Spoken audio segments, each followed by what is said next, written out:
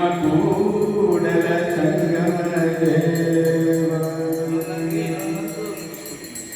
ನಾದ ಪ್ರಿಯ ಶಿವನೆಂಬುವನು ನಾದ ಪ್ರಿಯ ಶಿವನಲ್ಲವಯ್ಯ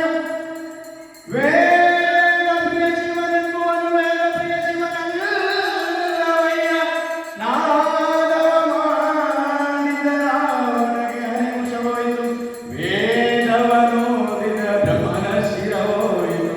ನಾದ ಪ್ರಿಯ ಶಿವನು ಅಲ್ಲ ನಮ್ಮ ವೇದ ಪ್ರಿಯ ಶಿವನು ಅಲ್ಲ ನಮ್ಮ ಭಕ್ತಿ ಪ್ರಿಯ ಶಿವನ ಕೂಡಲ ಸಂಗಮ ದೇವಾ